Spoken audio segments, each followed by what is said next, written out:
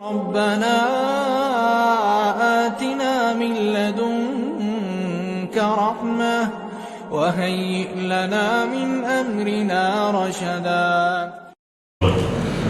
Assalamualaikum warahmatullahi wabarakatuh. A'udzu billahi minasyaitonir rajim. Bismillahirrahmanirrahim. Alhamdulillahi nahmaduhu wa nastaghfiruh wa na'udzu billahi min syururi anfusina wa min sayyiati a'malina may yahdihillahu fala mudilla lahu wa man yudlilhu fala hadiya lahu. Asyhadu an la ilaha illallah wa asyhadu anna Muhammadan abduhu wa rasuluh. Amma ba'd. Bapak Ibu hadirin hadirat rahimakumullah, monggo pada kesempatan yang mulia ini kita senantiasa memanjatkan puji syukur kehadirat Allah Subhanahu wa Ta'ala atas limpahan nikmatnya kita kembali dipertemukan di majelis yang insya Allah berkah ini dalam keadaan sehat walafiat. Salawat serta salam kita haturkan pada junjungan kita Nabi Agung Muhammad Sallallahu Alaihi Wasallam. Semoga kita semua kelak di yaumil qiyamah berhak mendapatkan syafaatnya. Amin ya rabbal alamin. Bapak Ibu, tema kita pada kesempatan ini adalah istidraj. Istidraj itu diambil dari Quran surat Al-A'raf ayat 182. Saya bacakan ayatnya Bapak Ibu. A'udzu billahi minasyaitonir rajim. Walladzina kadzdzabu bi ayatina sanastadrijuhum min haitsu la ya'lamun wa umli lahum inna kaidi matin. Dan orang-orang yang mendustakan ayat-ayat kami akan kami biarkan mereka berangsur-angsur ke arah kebinasaan dengan cara yang tidak mereka ketahui. Dan aku akan memberikan tenggang waktu kepada mereka. Sungguh rencanaku sangat teguh. Nah, kalau kita lihat di dua ayat ini, Al-A'raf 182 dan 183, ayat ini membahas tentang orang-orang kafir sebenarnya. Jadi pembahasan ini berkaitan dengan orang kafir. Mukallibina bi ayatillah, orang yang mendustakan ayat-ayat Allah, yaitu orang kafir. Ada yang mengatakan bahwa ini untuk ahli Mekah, tapi karena syaratnya umum maka semua. Lah apa namanya istidraj itu? Istidraj adalah al-akhdhu bit-tadrij manzilatan ba'da manzilah. Jadi dibinasakan secara perlahan-lahan, itu istidraj. Nah, cuma pembinasaannya itu dengan cara yang tidak dipahami sebagai pembinasaan. Nah, ini memang sesuatu yang luar biasa. Jadi kalau ada orang umpamanya dia mau membinasakan sesuatu tapi dengan cara yang iman, itu konsep dasar dari istidraj.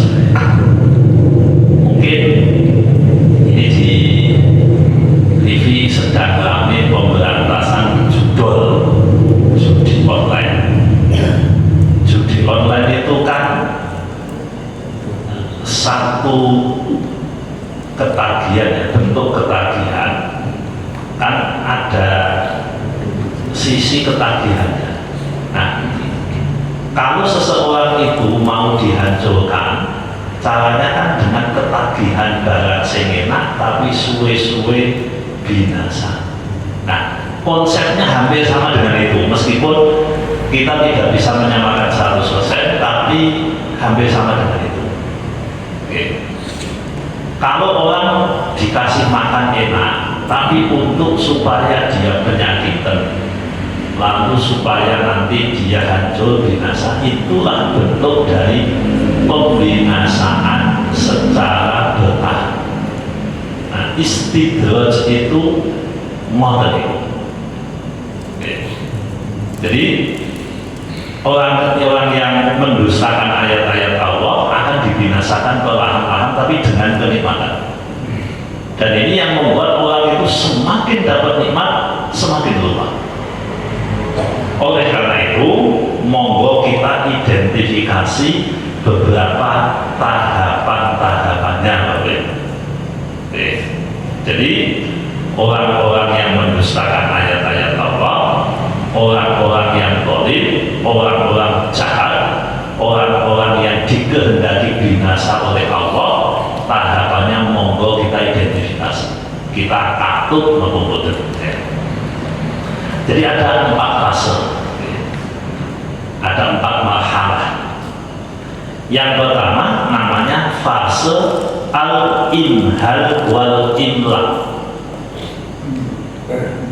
Al-imhal wal imlaq namanya pembiaran dan penangguhan. Tadi kan saya kutip Al-A'raf 182 183. Ini yang 183. Itu fase pertama. Dan aku akan memberikan tenggat waktu kepada mereka, sungguh rencanaku amat tangguh dan kuat. Jadi Bapak Ibu, fase awalnya orang ini justru dikasih nikmat, Jawa dilulu, dikuai sakit, jaluk jabatan kasih, minta sehat kasih, minta duit kasih, tapi maksiatnya tambah parah. Ini fase pembiaran namanya, fase al-imhal wal imlaq. Orang yang seperti ini bangga, wah ini rezekinya anak soleh. Dia tidak pernah syukur, tapi duitnya nambah. Kan nggak cocok kalau surat Ibrahim la in syakartum la azidannakum wa la in kafartum inna adabi lasyadid. Lah dia remnya mikirnya dari jatah pendek. Kan kalau kita melihat sesuatu itu kan ada mikro, ada makro kan. Kalau mikro kan jaraknya pendek toh. Nah, orang sering salah paham karena berpikirannya mikro, kecil. Jadi sudut pandangnya kecil. Makanya yang dia lihat ya kecil. Nikmat ini fase pembiaran. Jadi kalau ada manusia yang notabene-nya ibadah dan pernah, tapi hidupnya baik-baik saja, keluarganya adem ayem, anaknya berprestasi, duitnya cukup, enak kabeh. Ingat Bapak Ibu, itu alam fase pertama. Jadi kalau itu dijalani oleh orang-orang yang ahli maksiat, itu alam, dan banyak yang tidak mengerti. Karena kita dituduh itu, dipancing, ya kaya nek apa jenenge iwak dipancing itu kan ya ngerti nek kuwi pancingan. Ya karena dia kan mikir kan panganan ya Pak, orang nek dia tuh mikir di delok saka 10 meter kan, loh di panganan kok ono campuran nih, campuran kok enggak dulu, mesti ono masalah ya. Nah nek jenengan dadi iwak sing rada bodho kan lho. Kalau nek iwak sing pinter kan copot pinggire to, totol pinggire ben muncul kan ngono iki dadi iwak pinter. Iwak pinter dia bisa mengambil sesuatu dari sesuatu yang tidak bisa diduga sebelumnya. Tapi kebanyakan kan mikirnya kecil, jadi mikirnya mau apa panganan. Ya, kenapa tikus bisa dijebak? Ya karena mikirnya cilik ngono. Jadi dia kejebak. Orang-orang yang seperti Fir'aun begitu, Haman begitu, Qarun begitu, Namrud begitu, dan masih banyak yang lain. Jadi Bapak Ibu, jangan pernah bangga dengan capaian kalau tidak ada imbangan dengan kesolihan. Oke. Jangan pernah bangga dengan capaian. Banyak ulama itu yang sering nangis bukan karena apa-apa. Ya Allah, rezeki saya kok lancar temen ya. Saya berharap ini bukan istidraj. Kalau jenengan kan mikirnya begitu. Sebab dia delok pancing nih ngene pakanane kok kowe. Tidak melihat jangka panjang. Orang itu kalau urusan dunia sering berpikir jangka panjang. Dia bisa berpikir 5 tahun ke depan, 10 tahun ke depan, 20 tahun ke depan. Ini jebakan apa tidak? Walau ahli ekonomi mengatakan kita ini sedang dijebak utang. Kita yang memenuhi. Begitu dijebak dengan kenikmatan lalu. Jadi cerdas di salah satu titik, tapi tidak cerdas di titik yang lain. Oke. Makanya fase pertama adalah fase al-imhal wal imlak. Fase yang kedua al-marhalatus tsaniyah. Ini yang sesuai judul kita, istidraj, yaitu tadi kan pembiayaan menarik sedikit demi sedikit kepada kehancuran dengan semakin membuat dia lalai atas apa yang dia miliki. Semakin maksiat, semakin hebat rezekinya. Jadi umpamane korupsi pintar dadinya akunangan. Umpamanya dia melakukan tindakan yang salah, dia sukses. Dan ini akan menjadi inspirasi bagi sebagian orang yang lain. Akan menjadi inspirasi bagi sebagian yang lain. Jadi orang ini tidak disempitkan dunianya, tidak. Bal tuftahu alaihi dunya, tapi justru dibuka untuknya pintu-pintu kenikmatan dunia. Wa turtafa'u darajah, derajatnya dinaikkan. Wa tusaku alaihi ladzat, dan kenikmatan dunia dibuka untuk dia. Wa yu'tiyahu wahu ma yutlabu wa yarju, dan Allah memberikan apapun yang dia inginkan dan dia harapkan. Bal wa fawqa ma talab, bahkan di atas ekspektasinya. Jadi jalur E5 kayak 10, jalur E7 kayak 50, di atas ekspektasi. Itu berarti fasenya sudah masuk fase kedua.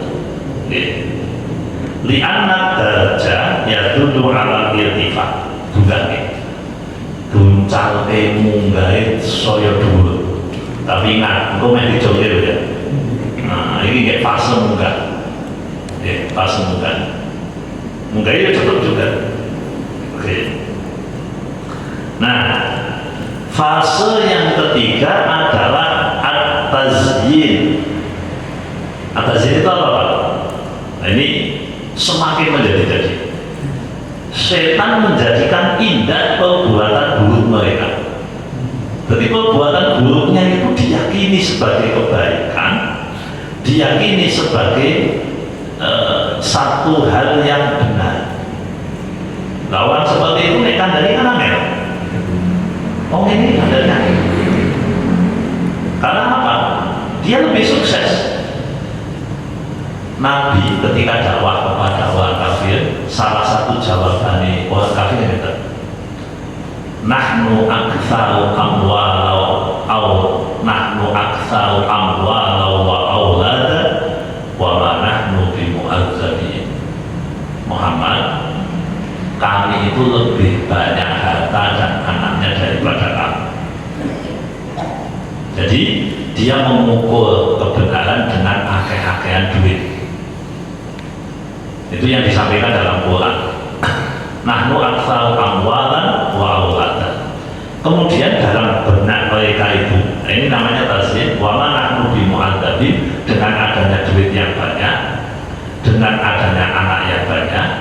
berarti kami tidak mungkin disiksa karena kami lebih benar daripada kamu. Terus orang sering menggunakan logika tempat. Karena orang kafir itu menguasai Ka'bah, mereka merasa lebih benar daripada Muhammad yang tidak menguasai Ka'bah. Padahal tempat itu tidak pernah menjadi ukuran kebenaran. Saya ulangi Bapak Ibu, ini fakta sejarah. Orang kafir merasa benar karena dia menguasai Ka'bah. Muhammad Rasulullah dianggap salah dan tidak benar karena dia tidak punya kuasa atas Ka'bah. Makanya kalau jangan cocok membenarkan sesuatu berdasarkan tempat. Lu wong nek Mekah kaya ngene. Lah iya padha piye? Cara pandangnya. Nah ini Mekah ini berarti benar. Loh, sejak kapan benar diukur dengan tempat? Benar itu ukurannya adalah dalil. Benar itu ukurannya Quran. Benar itu ukurannya hadis. Tempat lah iso. Apa meneh untuk dhewe-dhewe? Oh, saya atur. Ya, kotak yang tidak terbingkai dengan aturan-aturan agama. Awal itu kalau udah tazim Bapak Ibu, dia merasa benar. Di juz 20 ya, surat Al-Ankabut ayat 38 Allah menyampaikan, wa zayyana lahumus syaitanu a'malahum. Syaitan telah menjadikan terasa indah bagi mereka perbuatan buruk mereka. Angel lho Bapak Ibu ngandani wong ini wis titik nomor 3 lho iki. Angel. Dia merasa benar karena dia punya duit. Dia merasa benar karena dia duit itu. Ya, mungkin merasa bahwa gelar akademik itu dhuwur. Karena gelar akademiknya tinggi terus kemudian merasa bahwa itu benar. Padahal tidak ada landasan apapun berkaitan dengan itu. Ini adalah wong kedanan politik baru ya cok ini. Aneh kan ini. Makanya kita harus hati-hati Bapak. Jangan sampai setan itu menipu kita semua, merasa benar padahal tidak. Wa fiha yamutu qalbu dhalim. Di titik ini hatinya sudah mati orang-orang dhalim ini. Fayaro mayaro hasanah. Dia menggunakan kacamata kuda sehingga apa yang dia yakini baik itulah kebaikan. Maka kebaikan itu bukan kebaikan, kebaikan adalah saya, kebenaran adalah saya. Nah ini sudah masuk nih perangkat yang ketiga ini Bapak Ibu. Kebenaran itu apa? Saya. Kebaikan itu apa? Saya. Yang bertentangan saya dengan saya berarti dia bertentangan dengan kebaikan. Nah ini fase 3 ini. Jadi dia menganggap dirinya itu paling benar, paling hebat dan seterusnya. Ini bahaya ya, wis nomor 3 ini. Bal huwa al-wajib fa'alahu lam yurid li qalbihaya ya rumahu agama yaf'al. Mestinya orang yang seperti itu segera menyadari diri. Tapi apa? Jarang yang sampai di fase ini sadari juga. Biasanya sadari malah kalau diadab dunia oleh Allah. Mulanya Fir'aun itu sadari Allah pas tengel-tengel. Fir'aun itu sadari Allah. Dan banyak yang begitu itu banyak. Nah, yang keempat namanya al-akhdu, fase dibinasakan beneran. Nah, di surat Hud ayat 102 Allah sampaikan wa kadzalika akhdhu rabbika idza akhadal qura wa hiya dhalimah inna akhdahu alimun syadid. Dan begitulah siksa Tuhanmu apabila dia menyiksa penduduk negeri-negeri yang berbuat dolim. Sungguh siksanya sangat pedih. Ini fase terakhir, dibinasakan. biasanya dibinasake ngoten niku pas entuk nikmat-nikmate. Falamma nasu ma dzukkiru bihi fatahna alaihim abwaaba kulli syai'. Ketika mereka melupakan apa yang menjadi peringatan Allah, kami buka semua urusan duniawi untuk mereka. Ini uji setuju ya itu. Falamma nasu ma dzukkiru bihi fatahna alaihim abwaaba kulli syai'. Hatta idza fariqu bima utu, ketika dia bangga terhadap perolehan mereka, capaian mereka, akhadnahum baghtah, kami ambil, kami siksa, kami timpakan adab kepada mereka mendadak. Mendadak Bapak Ibu, baghtah maknanya ngaget. Itu yang terjadi. Berarti itu fasenya sudah fase yang keempat. Nah, di fase inilah orang-orang tadi akan binasa. Jadi gampang Bapak Ibu, kalau jenengan mau kaya ngono teknik mati-mati dapat lampu. Jadi kita hanya disuruh sabar aja. Nah, dari 4 fase ini Bapak Ibu, kita harus punya kecerdasan identifikasi. Supaya gampang ya teman. Cobalah kita cek, kita mendapat apa dan kita sudah berbuat apa. Gue dicek ya Pak, ini kan kita tidak bisa ngecek orang lain. Kita dapat apa, kejone sakio, bayarane piyo. Kan butuh dicek loh. Ini kepunjulan bawah, naik kepunjulan ke tanda tanya. Itu bonus apa utang? Kan betul. Piyo-piyo itu lah bahasanya sederhana untuk. Jadi kesolihan harus sebanding dengan anugerah yang telah Allah berikan kepada kita supaya menghindari proses dari istiqomah. Maka Bapak Ibu yang sadar kurang-kurang dimanfaat tidak takut nyuwun pangapunten, monggo saged dipun lajengaken tanya jawab. Nggih, terus Ustaz menawi bermanfaat kagem kita sedaya. Wonten badhe nyuwun pirsa. Silakan bertanya. Mas Muji. Tolong Mas.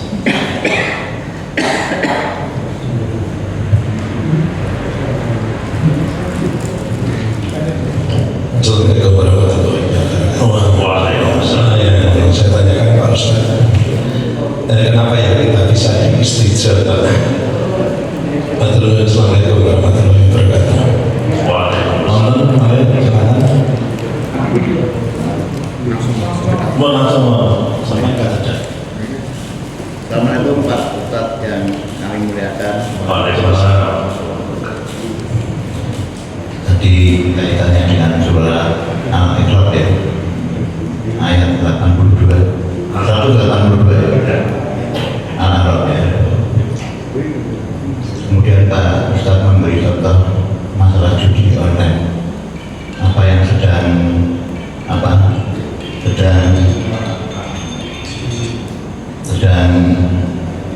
anggotanya. Saya ingin menambahi lagi Pak, karena dari jamaah kita ini juga menjadi korban dari koperasi. Yang di depan mata kita tidak jauh-jauh yang koperasi BMT yang baru-baru ini di Pekalongan. Korbannya ada bakul, ada pensiunan. Kasihan yang terbaca pensiun untuk taspen langsung digeroboki dimingi-mingi 20%. Jadi besoknya seperti itu. Dan ini ada kaitannya dengan itu, saya kira ini ya perbuatan setan Pak ya. Terus untuk rezeki karena aku dijek golek sing luwih akeh. Jadi tetap rugi Pak maksudnya gitu. Pertanyaannya. Nah, biasa saya belum rampung tanya. Jadi Joko ini perasaan susu. Itu perbuatan setan. Ya. Itu pada itu untuk meningkatkan supaya iman kita itu jangan mudah tergoda ya Pak. Karena mudah banyak yang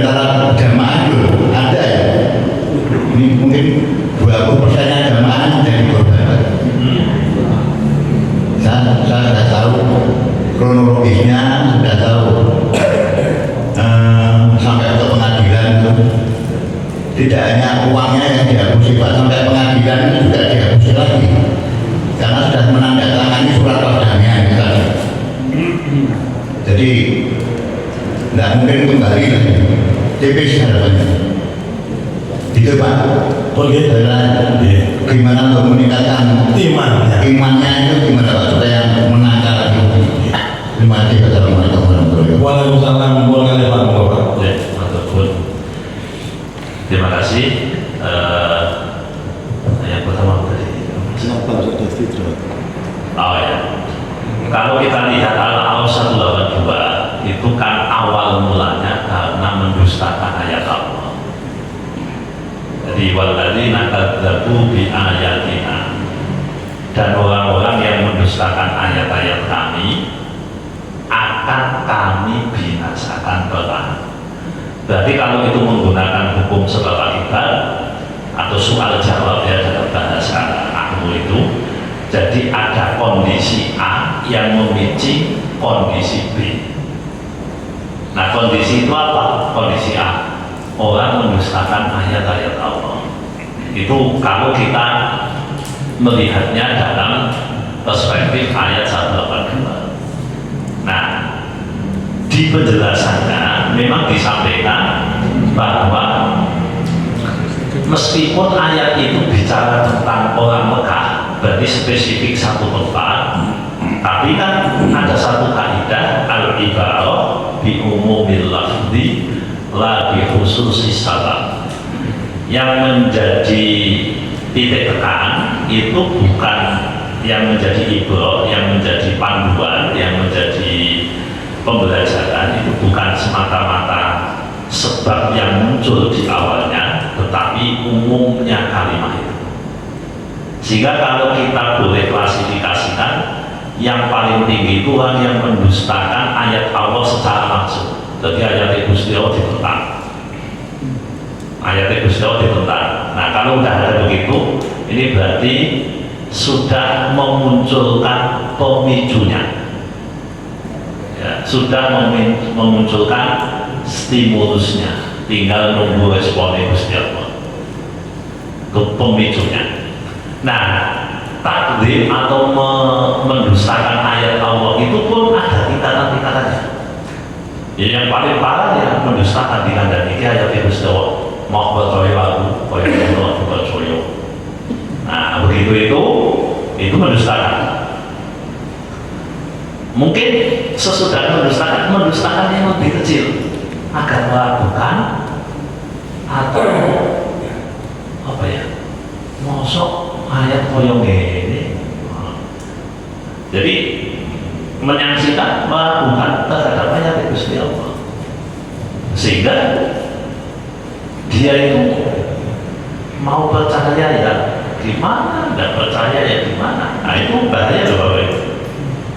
Di samping seperti itu, sesuatu nanti pintu langit kan tidak dibuka bukan model kayak gini, tertutup pintu langit dari model manusia yang kayak gini.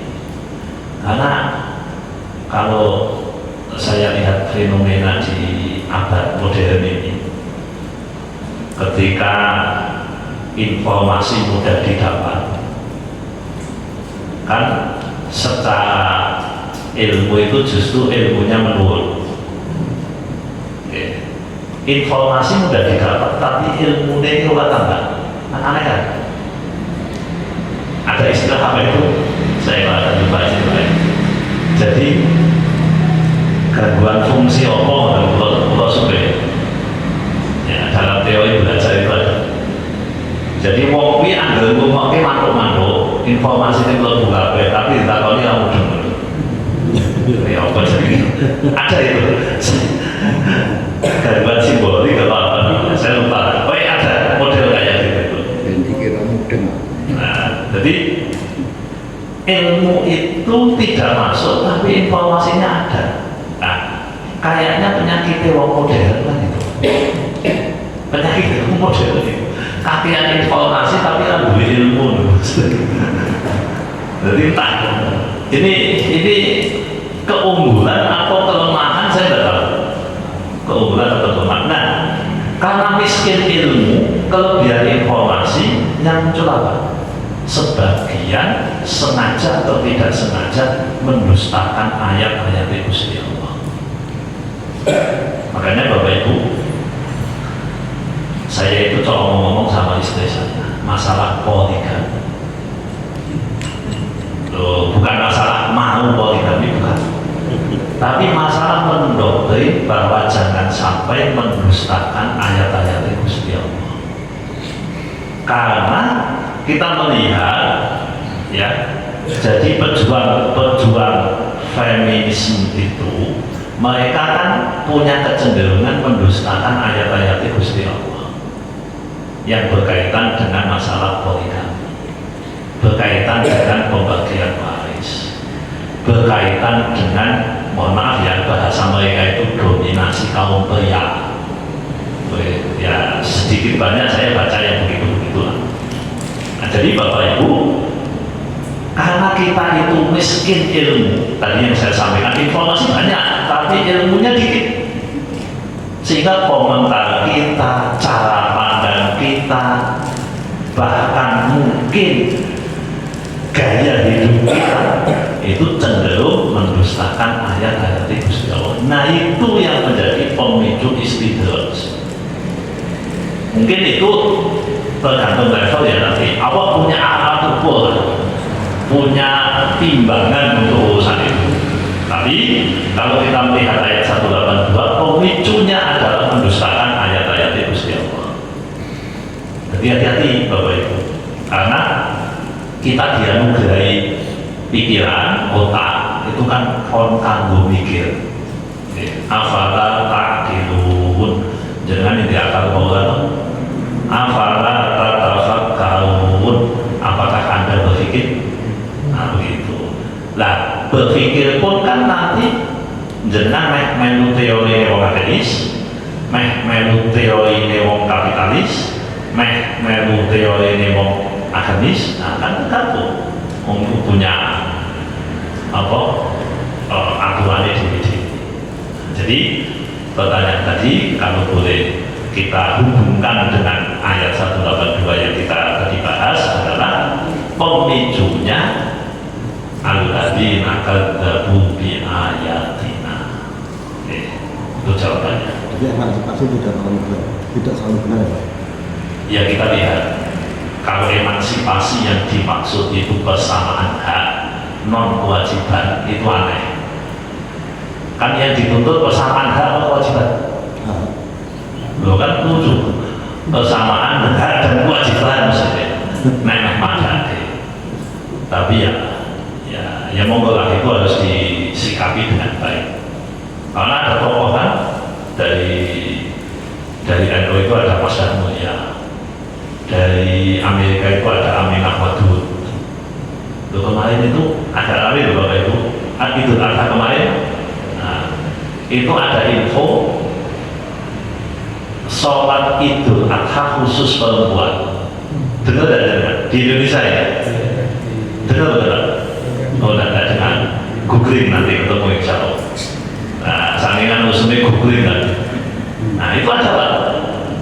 Itu kita, teman-teman ini, ya, kebetulan kita kan punya beberapa grup yang membahas isu-isu kekinian berkaitan dengan masalah agama. Nah, itu kan pokoknya wong wedok sing khotbah wedok, sing imam wedok, jamaahnya wedok kabeh. Ada ini di Indonesia kemarin, ada. Nah, itu kan bicara tentang emansipasi. Terus dibahas, mau pisah bola. Kalau saat itu dianjurkan atau tidak? Begitu. Nah, ini bicara tentang emansipasi. Kalau di Amerika sudah pernah terjadi, Jadi mau mana kabeh imam wedok, khotib wedok, wah, ini. Mereka itu mengatakan al-rijalu qawwamuna 'alan nisa. Laki-laki itu jadi qawwam, pemimpin bagi perempuan jika laki-laki itu kompeten. Jadi bukan karena faktor gender, tapi karena faktor kompetensi ini. Memang diwali kalau pintar gini bisa, lalu pintar yang otak ada untuk kan Pak. Makanya tadi saya sampaikan, cara berpikir itu kan ada panduannya masing-masing. Lalu kalau dengan mengambil teori yang tidak sama, ya modelnya dari ekonomi. Makanya menafsirkan Quran dengan cara begitu itu kan ditolak. Dan sekarang itu ada ahli sains menafsirkan Quran dengan cara begitu itu. Ahli sosial menafsirkan Quran dengan cara begitu itu. Jadi munculnya liberalisme di beberapa tempat itu kan apa tadi? Biasanya kalau kita wah pinter, ngaku ilmu ini ABCD. Jadi ilmu ABCD ada yang tidak ada hanya satu, ilmu agama. Ini saja. Komplit kabeh sing ora ono siji tok. Dadi masak terong, bumbune komplit sing ora ono terong. Gitu piye, Pak? Nah, tapi kan narasinya dibangun kan api. Wah, ini sing masak chef. Sing anu, sing dimasak ku jenenge jangan terong, terongnya tapi ora ono. Lah ya piye ngono. Gawe terong sintesis lho. Nah, jadi itu sudah terjadi. Makanya agama itu, dalam urusan agama itu Nabi sudah mengatakan, dan ini menjadi batasan, barang siapa yang berbicara tentang Quran tanpa ilmu, silahkan pesan tempat duduk di neraka. Ngono ada Nabi ini tahu sing sapa wonge berbicara tentang Quran tanpa ilmu. Kalimat yang dimaksud ilmu di situ adalah ilmu yang diambil dari Rasulullah. Maksudnya itu. Dan di dunia modern saat ini monokwi belajar wakil. Makanya tadi informasi itu banyak sekali. Makanya tadi kita kutip itu yang sapa dawuh ulama. Nah, kita tidak berani kutip-kutip monokwi sapa sing ora cetok. Itu yang pertama. Yang kedua, masalah penipuan atau terjadi. Kita itu kan potensinya udah tinggi Pak, wong Islam. Jadi nek jenengan ngaji teng mriki kok isih model kapusan ngoten niku ketoke ngantuk ten ngaji. Nah, ya tadi terjadi gangguan apa tadi simbolisme apa saya lupa. Kalau gangguan itu, jadi ada sesuatu. Itu ada teori pemain buah lali. Ambil foto bukan mesti ambil motor menuhi lari mana apa? Ada apa-apa lari kan ada manusia.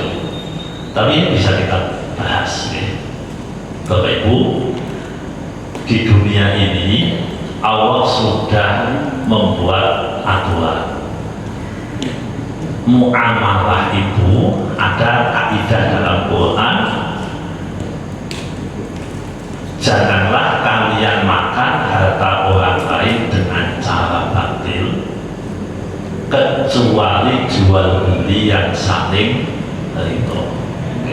La taqulu amwalakum bil bainakum bil batil illa an takuna tijaratan an taradin minkum. Di konsepnya itulah. Nah, Bapak Ibu, makan harta orang dengan cara batil itu kan tidak mungkin nyebut Mas Edi nggawa duit 20 juta engko mentak dilo. Ya mungkin lho Bapak Ibu. Carane kan tak kei umpat wae. Jenengan kei umpat. Lo skema ini kan kalau kita mau belajar pertama kan skema Ponzi itu bisa menggunakan skema itu. Kalau panjenengan yo ngocewu jenengan melu tuku gelombang cinta wah. Ya iya yo kenal skema itu. Tuku ake gelombang cinta ake to ya. Wah, ning diri kok dodol ake. Nah, ini memang itu fakta Bapak Ibu. Model MLM macam-macam itu. Nah, berkaitan dengan itu termasuk dulu ada dengan nanti yang besar itu apa? Cipaganti tahu? Nanti kan Jakarta Bandung kan? Cipaganti terus daging nio, apa itu namanya, banyak Bapak Ibu, dan polanya selalu sama, menawarkan imbal hasil besar.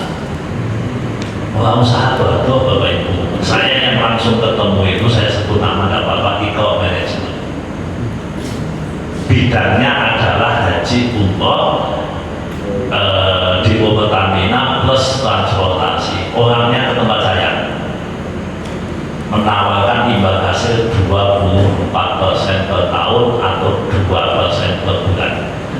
Ayo kalau jadi diskusi, Mas, nek memang itu yang terjadi, nopo sampai nggak nilai tambah bunganya biasa kita kan lu enak lah. Saya ini utang bank bunganya 12%. Dari soal bukti itu tadi kalau silah di bank sambilnya kayak nggonmu, kalau bayar 1%, terus kemudian dengan 2%, berarti kan berarti artinya yang dengan tawaran itu tidak masuk akal. Itu satu. Sesuatu yang tidak masuk akal berarti harus dibedah dengan tuntas. Nah, kita kalau sesuatu tidak masuk akal nganggone apa? Rasa. Nah, setan itu pengen sugih secara cepat, tidak ada. Jadi penjudi itu kan pengen sugih dengan cepat dan tidak pernah ketemu penjudi sing sugih secara cepat kecuali Bandari. Bandari bukan penjudi, dia ngoyak mobil jadi penjudi. Termasuk model-model yang tadi disampaikan. Nah, Bapak Ibu, di dunia ini kan harus memunculkan kenormalan. Terus saya itu kan bukan orang ekonomi, tapi yang ngomong ekonomi ya sidik-sidik ngerti lah tentang bagaimana sekarang ada BI rate yang 6,25. Tadi siang ada pengumuman dari Menteri Keuangan dan Menko Perekonomian tentang ekonomi makro. Maka itu pulau ya sempat ngomongin loh Pak. Sempat mendengarkan yang begitu itu, walaupun tidak semuanya, tapi paling tidak keluhnya sudah dicatat lah tentang hal yang seperti itu. Terus kemudian normalemong bisnis KBY. Dengan kalau umpamanya tadi ditawarkan 20% per bulan, coba dengan menggunakan rumus bunga majmuk dalam 10 tahun dari NBO. Itu kan 4 tahun sekali kan 2 kali lipat. Oh, itu. Jadi dengan dorong 50 juta 20% per tahun dalam waktu 10 tahun itu dapatnya udah mungkin miliar itu. Jadi itu piambak lah. Itu piambak itu. Rasa dihitung tuh. Nah, artinya orang normal belas, tidak normal belas. Nah, kan ada istilah diskonto masa depan tuh. Dengan sekali ekonomi kan ada istilah diskonto tuh. Diskonto itu artinya kan nilai masa depan yang bisa dihitung sekarang dengan bunga majmuk kan. Oh, iso. Tidak salah tidak salah. Mau pulau saya nanti ekonomi nanti naik di akal tuh. Nah, maksud dengan S1 waduh kita pintar macam-macam sing bodoh masalah kita mampu loh gitu. Nah, makanya bagaimana kita bisa melihat pertama Bapak Ibu supaya kita tidak mudah tertipu adalah lihat sesuatu itu masuk akal atau tidak. Sesuatu itu masuk akal atau tidak. Warren Buffett itu orang terkaya nomor 7 di dunia, orang Amerika. Itu kemampuannya untuk meningkatkan kekayaan selama 70 tahun itu hanya rata-rata 20 sekian %. Itu bodone saiki 150 miliaran dolar pagi. Kalau APBN Indonesia yo bodoh lah.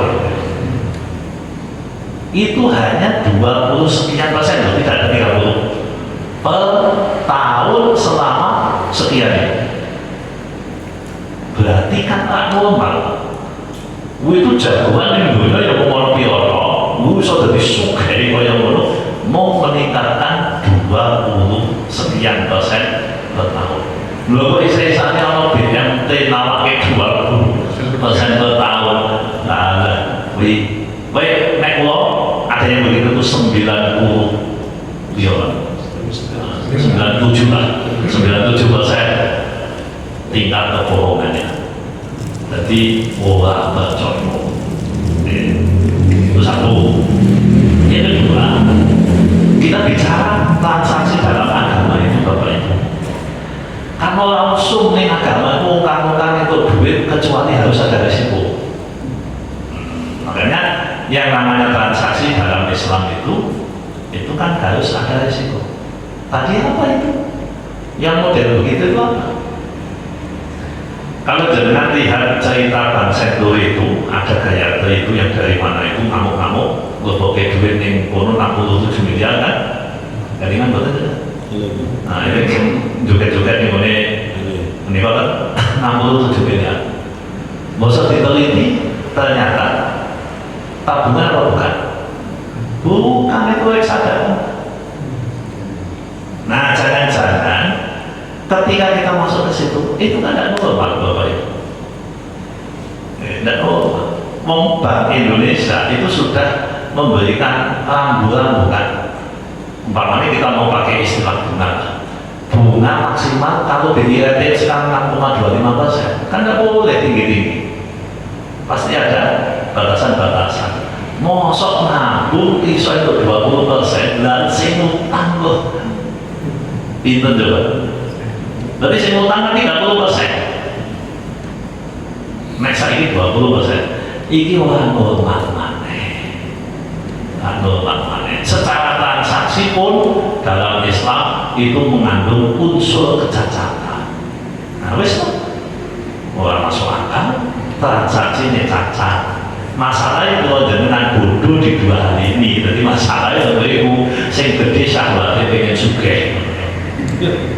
Jadi syahwatnya sing digede-gede ilmu ini diperkecil, itulah yang jadi masalah. Dan tadi bagaimana solusinya? Tambah ilmu, kurangi syahwat sugih. Jadi kita pengen sugih, pengen, tapi caranya normal, caranya tidak. Kalau wong sing aneh-aneh, pengen pesugihan, pengen wis macam-macam, niku sangat mudah untuk ditipu. Ingat Indra Kents, itu apa itu ini? Jadi kata polisi, ya bodoh, caranya sama, makanya saya berkali-kali menyampaikan di majelis ini, jangan naik urusan duit itu gampang kok, atau gampang ketipu. Termasuk kalau Ustaz masuk gampang ketipu. Nah, kenapa? Pokoknya naik urusan duit hati-hati. Mau anggap wis mulai boleh duit macam-macam, jangan kudu kewaspadaan. Wah maksudnya dengan Ustaz. Umpamanya pulau kok ngajak-ngajak kaya mulai waspadai saja. Orang percaya. Rasa gampang percaya. Orang normal lebih, orang normal macam-macam. Karena apa? Bukti sejarah sudah banyak. Orang sendiri di atau ketika 4 sudah diingatkan dulu yang Yahudi menunggu.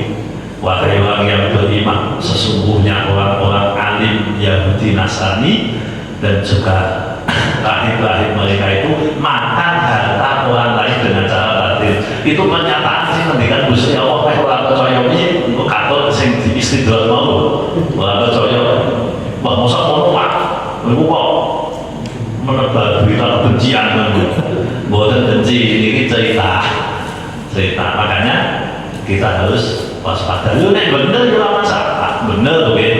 Nah sing orang bener kan indikatornya tadi dan itu lewat jalur Ustaz bisa bu. Mau sing kok manajemen itu salah satunya kata kiai sing sampun lho Pak niki kula jawabnya kiai mbok akusi kok. Dan kiai itu kula insya Allah diobatan. Nah, jadi begitu caranya itu jangan sahabat itu sing digedheke tapi ilmune sing digedheke sahabat dicilek. Oh sangat ya begini. Ini Pak Usul, ini terakhir nih Pak. Nah, ini bukan masalah sendiri, ini masalah rumah tangga nih Pak.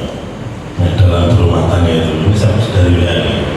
Dalam rumah tangga suami istri yang paling sering dan digudasi itu siapa Pak?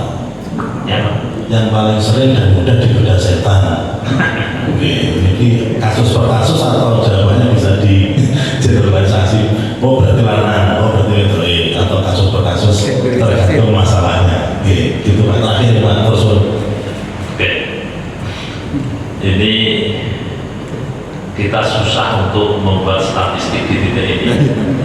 Ya, kan paling banyak kan. Ya tapi ya gimana ya.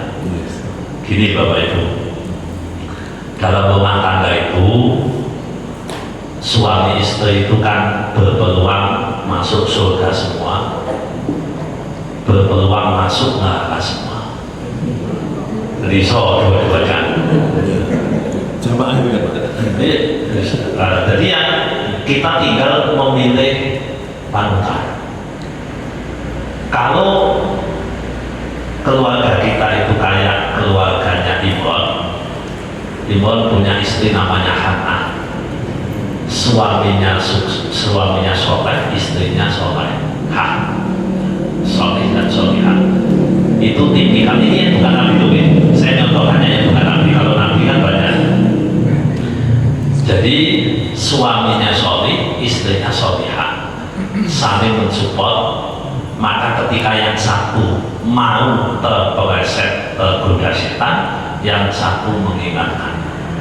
Nah, ini tipikal suami istri yang potensial masuk surga semua.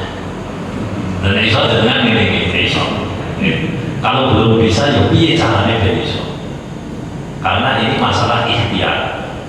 Kan berkeluarga kan skill tuh, ya, skill dalam mengelola rumah tangga. Belum tentu orang yang gelarnya Profesor. wah sakawan-kawan terus punya skill di sini kan belum tentu Bapak. Nah, ini tergantung. Yang kedua, contohnya Abu Lahab. Jadi Abu Lahab sama istri ini namanya Ummu Jamil, itu dua-duanya sama-sama penduduk neraka. Nah, siapa yang lantas digoda? Ya dua-duanya. Nah, itu tipikal yang kedua. Yang ketiga, yang laki-laki soleh, yang perempuan kafir. Kalau ini Nabi ya, Nabi Lot, Nabi Nuh. Nabi Nuh dan Nabi Lot itu tidak dipecat jadi Nabi walaupun istrinya kafir. Jadi jangan khawatir bapak-bapak istrinya dengan korban macam-macam welek dan angel dengan tidak akan dipecat dari surga karena urusannya dewi-dewi. Loh tadi ini sama contoh nih Nabi Nuh istrinya kafir neraka dan tidak akan mengurangi kemuliaan Nabi Nuh karena tugasnya Nabi Nuh itu hanya menyampaikan tanpa memaksa. Islam kan tidak ada kalimat memaksa, mau kepeksa silakan bu kok niat ingsun sholat isya kepeksa kan bu kan jangan makan ngaji ini kepeksa itu apa yang bekerja oh apa tapi nek maksa dewe oke jangan gak usah maksa-maksa orang biasa aja karena gak ikut hati termasuk sama istrinya. Makanya dilakukan Nabi Nuh, Nabi Lot itu ngandani bojone diceritani dawuh-dawuhnya Allah, konsekuensinya begini, masih begitu ya monggo. Nah, jadi di sini istrinya Nabi Nuh yang potensial digoda setan dalam konteks keluarganya Nabi Nuh. Tapi sama lagi, kan ada istrinya Fir'aun. Istrinya Fir'aun itu ya dia sudah ada Fir'aun mesti kandani mesti ya dirayu supaya percaya tapi tidak mau urusan kayak gitu. Nah jadi di sini secara statistik siapa yang paling potensial sama 50-50 karena kalau itu podo yang seneng maksiat yang selingkuh itu banyak laki-laki perempuan podo ya laki-laki 5 yang selingkuh berarti perempuan yang dia 5 iya lah kok banyak perempuan yang selingkuh ya selingkuh ya tahu kan ya berarti